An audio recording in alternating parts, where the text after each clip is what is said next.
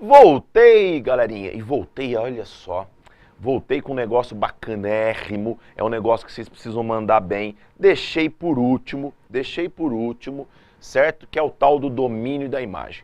Lembra que eu falei para vocês na aulinha nossa de função, lembra que eu destrinchei isso com vocês, com calma, a gente foi lá, fez exemplos, criamos situações, correto? E agora a gente vai aqui na nossa pós-aula tratar com carinho o tal do domínio da imagem. Certo? Imagine ali que eu tenho uma função de A em B. Só lembrando vocês, certo? Que para ser uma função, a gente tem o quê? Para ser uma função, a gente tem a ideia de que eu tenho que utilizar todos os elementos de A e uma única vez cada um. Não é isso? Olha lá, para ser uma função de A em B, eu tenho que utilizar todos os elementos de A e uma única vez cada um. Olha lá, estou utilizando todos os elementos de A e uma única vez cada um. Ah, Gaspar, olha o B. Lembra do que o tio Gaspar falou para vocês. O que acontece com o conjunto B nesse instante para mim não me interessa. Certo? Se o B recebe setinhas a mais, se o B fica sem receber setinhas, o que importa é que o B tem que ser receptivo. Certo? Ele tem que conter o elemento que vem lá do conjunto A. Certo? Se ele não contiver, aí vai ter problema, porque aí não vai ser função. Certo, galera? Uma vez que é função, olha lá, a gente fala que a gente tem uma função de A em B. Lembra que eu falei para vocês, eu preciso que vocês enxerguem isso aqui de uma forma diferente, que vocês enxerguem isso aqui na perspectiva do domínio da imagem. Então olha lá que eu preparei para vocês.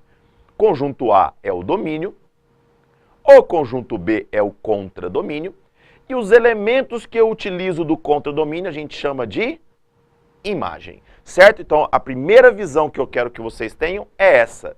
O que é o domínio, o que é o contradomínio e o que é o conjunto imagem, certo? Lembre, o conjunto A sempre vai ser o domínio. Então, numa função de A em B, o A é o domínio. O B é o contradomínio. Os elementos que eu utilizar do contradomínio, que podem ser todos ou não, eu chamo de conjunto imagem, certo?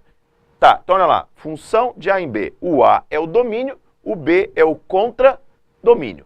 Isso tem que estar bem resolvido. Percebam que o conjunto imagem, ele está sempre contido no contradomínio.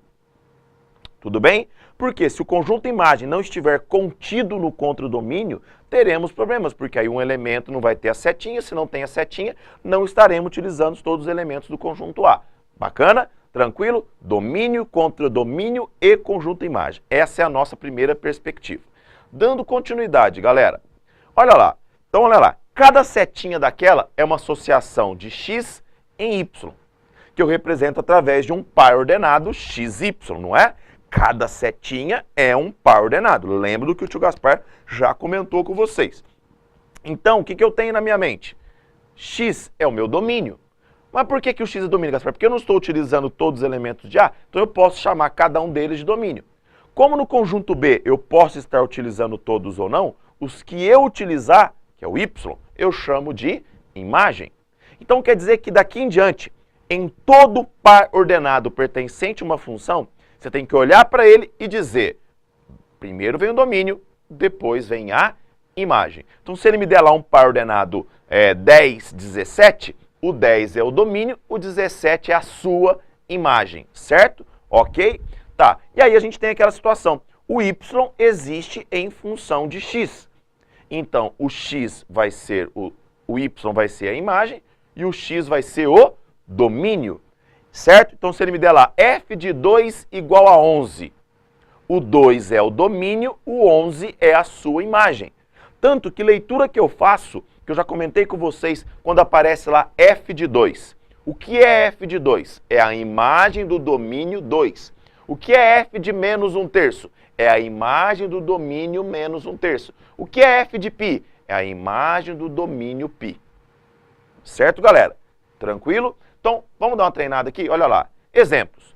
Se aparecer para mim lá o par ordenado 2, 5, o que significa? Que o domínio 2 tem imagem 5.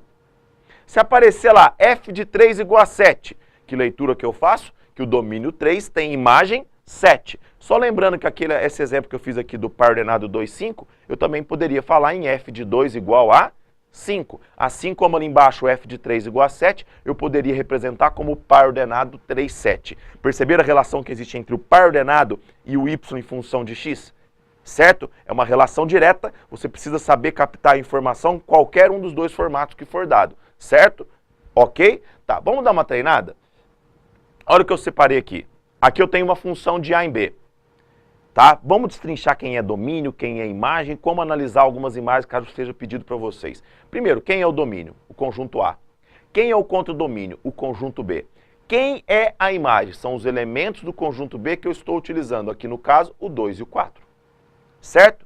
Agora eu pergunto, quem é f de 3? O domínio 3 tem qual imagem, galera? Não é 4? Não é o par ordenado 3, 4? Então f de 3 vale 4. Então olha lá, f de 3 vale 4. Perceberam? Sacaram? Tá, vamos treinar mais um pouco. Passar para frente. Vamos imaginar, o exercício vai lá e te afirma que você tem aqui uma função. Então ele está afirmando que é uma função, certo? Eu quero saber quem é o domínio. 1, 2, 3, 4. São todas as abscissas que eu utilizei. Quem é a imagem? Menos 2, 5, 7 e 9. São todas as ordenadas que eu utilizei. Aí alguém deve ter perguntado, Gaspar, e o contradomínio? Se ele não disser nada para você em relação ao contradomínio, você parte do propósito que o contradomínio é real. Beleza? Tranquilo? Tá. Agora vamos imaginar que ele vai lá e peça, ó, Gaspar, qual é o valor de f de 3? Menos 2. O domínio 3 tem imagem menos 2. Olha o parzinho ordenado 3 menos 2.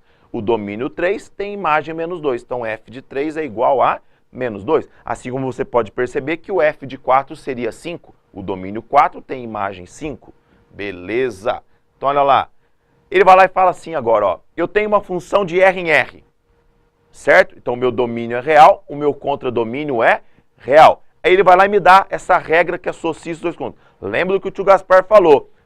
Função é um tripé. Eu tenho um conjunto A, tenho um conjunto B e uma regra que associa esses dois conjuntos. Então aqui ele me deu, ó, domínio real, contradomínio real e me deu a regra. Aí ele vai lá e pede f de 10. O que é f de 10, galerinha? É a imagem do domínio 10. O que eu faço? Vou no lugar do x e coloco, olha lá, domínio real, contradomínio real, e o meu f de 10, eu vou no lugar do x e coloco 10. 2 vezes 10, 20, mais 3, 23. Quer dizer que o domínio 10 tem imagem 23. Quer dizer que nessa função, se eu fosse esboçar o gráfico, ela passaria pelo par ordenado 10, 23. Bacaninha? Tranquilo? Então vamos continuar. Olha lá, f de 10 é igual a 23. Olha esse outro exemplo aqui, certo? Eu quero que vocês tenham na mente de vocês, certo? Olha para isso daqui e saiba dizer quem é o domínio, quem é o contradomínio, quem seria a minha imagem, certo? Em qualquer um desses aspectos, correto, galera? Tá? E quando ele te der um gráfico e você tiver que analisar quem é o domínio, quem é a imagem, certo? Lembra daquilo que eu falei. Para eu achar o domínio, eu projeto no eixo X. Para eu achar a imagem, eu projeto no eixo Y, certo? Mas se eu tiver que achar uma imagem específica, qual o valor de f de 10? Você vai lá, acha qual é o par ordenado em que o domínio é 10 e vai lá e acha a sua imagem. Vê qual que vai ser a imagem daquele domínio 10. O domínio 10 tem uma imagem f de 10. Beleza? Tranquilo, galera? Estudar domínio e imagem faz diferença, porque tem uma série de coisas em função, tem uma série de características e propriedades em função que giram em torno desses dois danadinhos, domínio e imagem. Galerinha, até a próxima. Bora passar, hein, galera?